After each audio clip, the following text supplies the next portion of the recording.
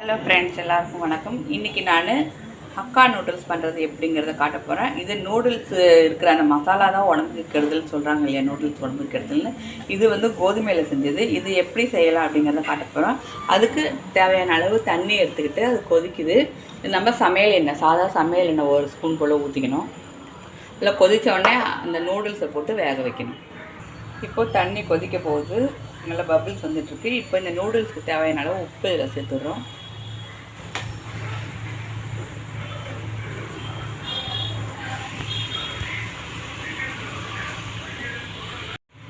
இப்போ பார்த்தீங்கன்னா தண்ணி கொதிக்க ஆரம்பிக்குது. இப்போ இந்த நூடுல்ஸும் ஒன்று ஒன்றா அதில் சேர்த்துடலாம். நூடுல்ஸ் முங்குற அளவுக்கு தண்ணி வச்சுக்கோங்க.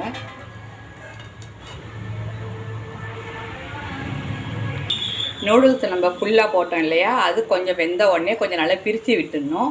பிரித்து விட்டுட்டு இது கரண்டியால் நசுக்கி பார்த்தா நசுக்கிற அளவுக்கு நம்ம வேக வைக்கணும். இப்படி நசுங்கி வரணும். இது இன்னும் நசுங்க வரல பாருங்கள், இன்னும் வேகணும்.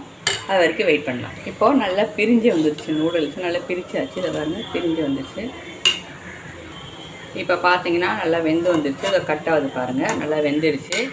இதை இப்போ நம்ம வடிகட்டியில் போட்டு வடிகட்டிட்டு அது மேலே ஒரு 2 பச்சை தண்ணியை திறந்து விட்டுணும். திறந்து விட்டால் அதில் இருக்கிற அந்த குழப்பெல்லாம் போயிடும். நூடுல்ஸ் போலன்னு ரெடி ஆகிடும். இப்போ பார்த்தீங்கன்னா இது வந்து ஒட்டுக்க ஒரேடியாக செய்ய முடியாது. ஒருத்தர் இல்லை 2 பேருக்கு தான் செய்ய முடியும். இப்போ நான் ஒருத்தருக்கு தான் செய்கிறேன். கொஞ்சம் கொஞ்சமாக தான் போட்டு செய்யணும். அதுக்கு ஒரு ஸ்பூன் எண்ணெய் விட்டுக்கணும். இப்போ பார்த்தீங்கன்னா ஒரு 10 பல் போல் பூண்டு, நான் ஒரு 2 பல் பூண்டு சின்னதாக கட் பண்ணி வச்சுருக்கேன். அதை வதக்கிக்கணும். அப்புறம் இஞ்சியை நீல வாட்டத்தில் நறுக்கி வச்சுருக்கேன், அதை போட்டுக்கணும். அப்புறம் வெங்காயம் நீல வாக்கில் கட் பண்ணி வச்சுருக்கேன். இது இன்னும் கலரும் போது நீட்டாக ஆகிடும், நல்லா மெலிசாக வந்துடும். இதை வதக்கிக்கணும். இப்போ பார்த்தீங்கன்னா வெங்காயம் ஓரளவுக்கு வதங்கிடுச்சு. எதுவுமே ஓவர் குக் ஆகக்கூடாது. ஒரு அரை அளவு தான் வேகணும். இல்லை நான் கேரட் சேர்த்துக்கிறேன், பீன்ஸ் சேர்த்துக்கிறேன், குடமிளகாய் எல்லாமே நீளமாக நறுக்கி தான் நான் சேர்த்துக்கிறேன்.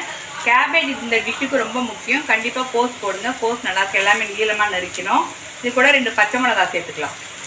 இப்போது இதை நல்லா வதக்கணும். ரொம்ப ஓவர் குக் பண்ணிடக்கூடாது. ஒரு அரை பாயில்னால் ஒரு 3/4 பாயில் ஆனால் போகிறோம். இப்போது நம்ம நூடுல்ஸில் உப்பு போட்டுக்கிறதுனால இந்த காய்கறிக்கு மட்டும் உப்பு போடணும். இப்போ பார்த்தீங்கன்னா அடுப்பு சின்னதாகிட்டு நான் chilli ketchup chilli sauce 1 spoon ஊற்றிருக்கேன்.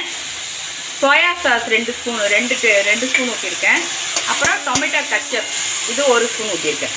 இதை போட்டு நல்லா கலரணும். இப்போது நம்ம ஒரு ஆளுக்கு தேவையான அளவு நூடுல்ஸ் இதில் சேர்க்கணும். அவ்வளோதான். இந்த காய்க்கு இவ்வளோ தான் நூடுல்ஸ் சேர்க்கணும். இதை போட்டு நல்லா கிண்டி கொடுங்க. இப்போ பார்த்தீங்கன்னா நம்மளோட ஹக்கா நூடுல்ஸ் சூப்பராக ரெடி ஆகிடுச்சு. இப்போ பார்த்தீங்கன்னா நம்ம ஹக்கா நூடுல்ஸ் ரெடி ஆகிடுச்சு. டேஸ்ட் பண்ணுறதுக்கு ரொம்ப ரெடி ஆகிடுச்சு. ரொம்ப நல்லா வந்திருக்கு. இதை கண்டிப்பாக ட்ரை பண்ணி பாருங்கள். ட்ரை பண்ணி பார்த்துட்டு உங்கள் கமெண்ட் என்னங்கிறத சொல்லுங்கள். பிடிச்ச மாதிரி சமைங்க. சேனலை மறக்காமல் சப்ஸ்கிரைப் பண்ணுங்கள். தேங்க்யூ.